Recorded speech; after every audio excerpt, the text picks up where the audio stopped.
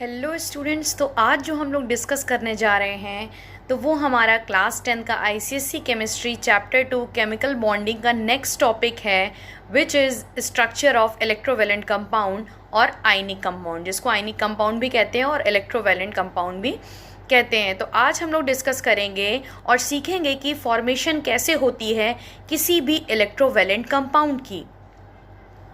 इसके लिए सबसे पहले हमें यहाँ पे एक एग्जांपल लेना है। मैंने ले लिया सोडियम क्लोराइड, वेरी फेमस। जहाँ पे भी इलेक्ट्रोवेलेंट कंपाउंड की बात आएगी तो सबसे पहले सारी ही बुक में NaCl सबसे पहले आपको मिल जाएगा। तो फॉर्मेशन ऑफ सोडियम क्लोराइड में हमें ये देखना है कि हमें यहाँ पे क्या क्या रिक्वायरमेंट्स होंगी या हमें क्या क्या करना है। यहाँ पे भाई सोडियम क्लोराइड बनाना है तो हमें सबसे पहले रिक्वायरमेंट किन किन चीज़ों की चाहिए होगी। So formation of sodium chloride is formed as a result of transfer of one valence electron.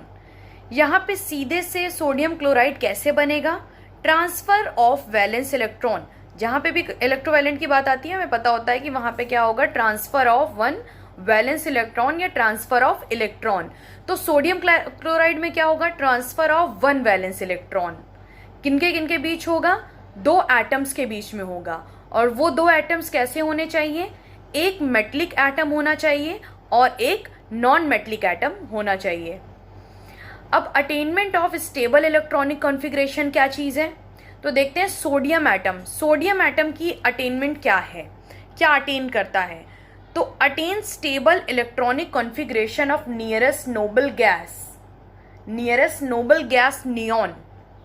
ये नियॉन की तरह, नियरेस्ट नोबल गैस की तरह आपकी जो है ये इलेक्ट्रॉनिक कॉन्फ़िगरेशन को अटेन करना चाहता है, अपने आप को स्टेबल करना चाहता है। इसलिए क्या करता है, ये अपना एक वैलेंस इलेक्ट्रॉन डोनेट कर देता है, इसको लूज कर देता है। जैसे ही ये लूज करता है इसका इलेक्ट्रॉनिक कॉन्फ़िगरेशन हो जाता है 2,8, जो कि क्या है, स्टेबल है। इसी तरह क्लोरीन एटम है, क्लोरीन एटम आपका नॉन मेटल है, ये चाहता है कि ये ऑर्गन की तरह हो जाए, इसके पास भी 2,8 इलेक्ट्रॉन हो जाए, जबकि इसके पास कितने थे? 2,8,7 इलेक्ट्रॉन। बट ये चाहता है कि ये नियरेस्ट नोबल गैस की तरह हो जाए, तो ये भी क्या कर लेता है, एक वैलेंस शेल में अपने एक इलेक्ट्रॉन को गेन कर लेता है। तो इसके पास भी क्या हो जाती है, स्टेबिलिटी आ जाती है। ये भी electronic configuration nearest noble gas की तरह अटेन कर लेता है। तो ये तो बात हो गई दोनों ही एटम के अटेनमेंट की। और बनता कैसे? The two positively charge ion. हम लोग फिजिक्स में पढ़ते रहते हैं कि दो पॉजिटिव चार्ज हैं तो वो एक दूसरे को अट्रैक्ट करते हैं, दो पॉजिटिव चार्ज हैं तो एक दूसरे को अट्रैक्ट करते हैं। तो यहाँ पे भी यही चीज़ हो रही है कि दो पॉजिटिव आपके क्या है, एटम्स हैं, उनमें जो अट्रैक्शन है उसी से क्या क्रिएट हो रहा है, बॉन्ड क्रिएट हो रहा है। तो अगर आप लोग कुल मिला के सोचिए तो हमको यहाँ पर रिक्वायरमेंट किन किन चीज़ों की होगी? सबसे पहले सोडियम क्लोराइड अगर हम जैसे बना रहे हैं तो मैंने देखो एक टेबल क्रिएट कर दिया है। सबसे पहले हमें क्या ज़रूरत है? एटम। सेकंड क्या? इलेक्ट्रॉनिक कॉन्फ़िगरेशन हमें उसका पता होना चाहिए। थर्ड, नियरेस्ट नोबल गैस, वो कौन सी गैस के जैसा बिहेव करना चाहता है या कौन सी गैस उसके नियरेस्ट है, उसके इलेक्ट्रॉनिक कॉन्फ़िगरेशन से पता चलेगा कौन सी गैस उसके नियरेस्ट है, कौन सी noble gas, not other gas. Fourth और last, to attain stable electronic configuration of nearest noble gas. वो स्टेबिलिटी पाने के लिए या इलेक्ट्रॉनिक कॉन्फ़िगरेशन को अटेन करने के लिए कौन सी नोबल गैस के नियरेस्ट होकर के लूज और गेन करेगा, ये हमें पता होना चाहिए। तो चार बातें अगर आपको पता हैं तो हमें किसी भी तरीके का आयनिक बॉन्ड हो जाए, हमें कोई फ़र्क नहीं पड़ता, हम आराम से उसको क्रिएट कर लेंगे।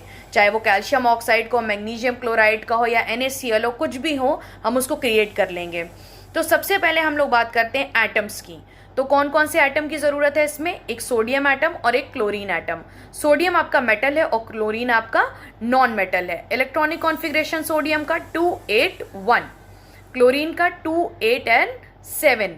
अब यहाँ से ये पता चल रहा है कि यहाँ पे अगर देखा जाए तो कौन सी नियरेस्ट गैस के पास है? ये सोडियम का एटॉमिक नंबर होता है 11 और नियॉन गैस होती है जिसका एटॉमिक नंबर होता है 10। तो कह सकते हैं सोडियम कौन सी नियरेस्ट गैस के पास है? नियॉन के पास। तो ये एक इलेक्ट्रॉन लूज करेगा। देखो यहाँ पे कह रहा है ना, to attain stable electronic configuration of nearest noble gas atom loses one electron from its valence shell. इसी तरह क्लोरीन क्या करेगा, ये गेन करेगा, और गेन करके कौन सी नियरेस्ट नोबल गैस के पास आ जाएगा, ऑर्गन के पास। Atom gains one electron in its valence shell, in its valence shell. Valence shell में ये एक इलेक्ट्रॉन गेन कर लेगा। तो भाई एक लूज कर रहा है, एक गेन कर रहा है, एक पे पॉजिटिव चार्ज, एक पे नेगेटिव चार्ज। पॉजिटिव चार्ज एक दूसरे को अट्रैक्ट करेंगे, कौन सा बॉन्ड बन जाएगा, आयनिक बॉन्ड बन जाएगा, या इलेक्ट्रोवैलेंट बॉन्ड जिसको हम लोग बोलते हैं। तो हम लोग ये बॉन्ड आपको डिस्कस करेंगे और आपको बताएंगे कि ये तीन तरह से इसको कैसे रिप्रेजेंट किया जाता है। पहला फॉर्म क्या है, आयनिक इक्वेशन से इसका रिप्रेजेंटेशन। सेकेंड है इलेक्ट्रॉन डॉट स्ट्रक्चर, या इसी को बोलते हैं लुईस डॉट स्ट्रक्चर, इससे भी इसको हम लोग डिफाइन करेंगे। थर्ड है ऑर्बिट स्ट्रक्चर। ऑर्बिट स्ट्रक्चर से भी मैं आपको रिप्रेजेंट करके दिखाऊंगी कि कैसे हम लोग शो कर सकते हैं कि कभी भी आए कि आयनिक इक्वेशन के थ्रू आपको आयनिक बॉन्ड दिखाना है, इलेक्ट्रॉन डॉट स्ट्रक्चर के थ्रू, ऑर्बिट स्ट्रक्चर के थ्रू, तो वो क्लियरली आप लोग बता लो। तो ओके, हम लोग एक एक करके देखते हैं। आई होप कि क्लियर हो रही होंगी चीज़ें, धीरे धीरे और चीज़ें भी क्लियर हो जाएंगी। ओके, वन बाय वन देखते हैं। सबसे पहले आयनिक इक्वेशन। सबसे पहले हमें सोडियम एटम चाहिए था। सोडियम मेटल एटम है और इसका इलेक्ट्रॉनिक कॉन्फ़िगरेशन है 281। कौन सी नोबल गैस के नियरेस्ट ये बिहेव करेगा, नियॉन के जैसे। क्या करेगा, ये अपना एक इलेक्ट्रॉन वैलेंस शेल से लूज कर देगा, तो इस पे क्या, एक पॉजिटिव चार्ज आ जाएगा। तो और हमें हमेशा पता है कि पॉजिटिव चार्ज को क्या बोलते हैं, कैटायन। क्या बोलते हैं, कैटायन। और यहाँ से एक बात और पता चल गई आपको, देखिए ऑक्सीडेशन रिएक्शन है। कैसे है कि सोडियम एटम पहले जीरो था, सोडियम एटम पे चार्ज क्या था, जीरो था, लेकिन आफ्टर टू लूज इलेक्ट्रॉन इस पे चार्ज क्या आ गया, इंक्रीज हो गया। चार्ज क्या हो गया, इंक्रीज हो गया। तो लास्ट वीडियो मैंने बताया, तो उस रिएक्शन को क्या बोलेंगे, ऑक्सीडेशन रिएक्शन। तो यहाँ से हमें देखो ऑक्सीडेशन रिएक्शन के बारे में भी पता चल गया। इसी तरह क्लोरीन की अगर बात करते हैं तो क्लोरीन एक इलेक्ट्रॉन गेन कर लेता है ऑर्गन गैस की तरह बिहेव करने के लिए, ऑर्गन गैस की तरह अपने इलेक्ट्रॉनिक कॉन्फ़िगरेशन को बनाने के लिए, स्टेबिलिटी अटेन करने के लिए।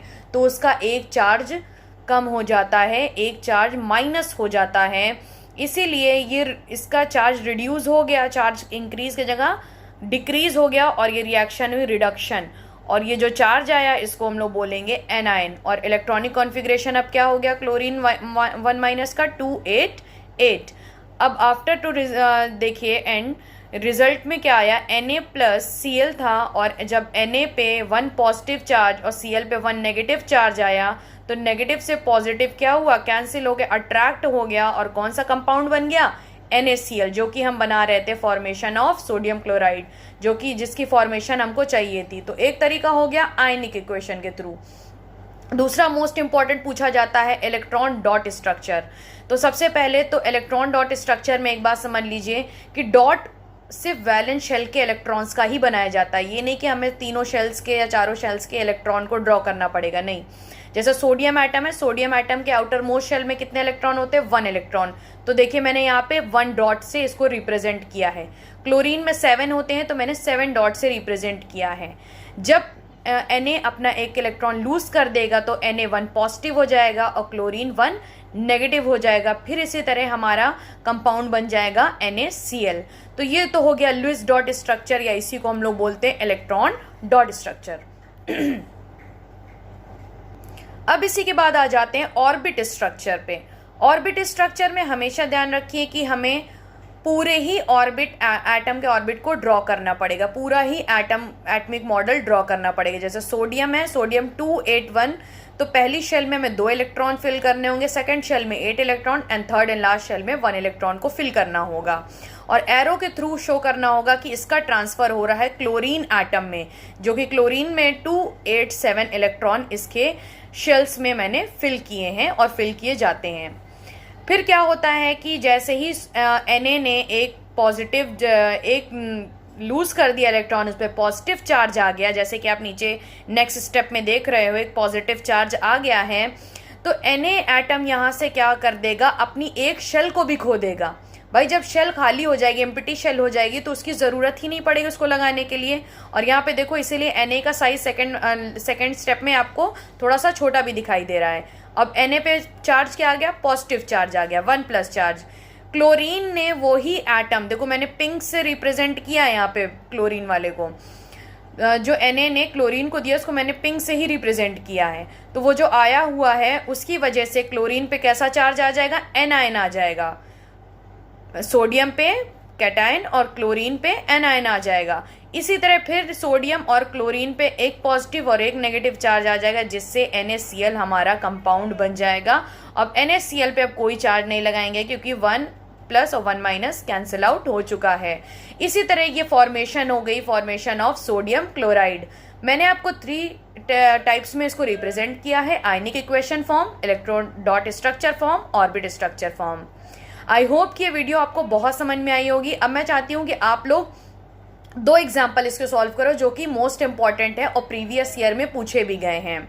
प्रीवियस ईयर में पूछे ऐसे गए हैं कि dot structure of electron dot structure of calcium oxide and magnesium chloride, also show in form of ionic equation, और आयनिक इक्वेशन के फॉर्म में भी इसको शो करिए। ये क्वेश्चन आपके प्रीवियस ईयर में ICSE बोर्ड में पूछा गया है। तो आई होप आप लोगों को ये टॉपिक समझ में आया होगा। ये क्वेश्चन आप लोग सॉल्व करो, और कुछ भी डिस्कस करना हो प्लीज़ आप कमेंट सेक्शन में ज़रूर बताओ। और आई होप कि समझ में आया होगा। अगर थोड़ा सा भी हेल्पफुल लगा हो ये वीडियो आपको, तो प्लीज़ लाइक शेयर सब्सक्राइब करना मत भूलना। Thank you so much.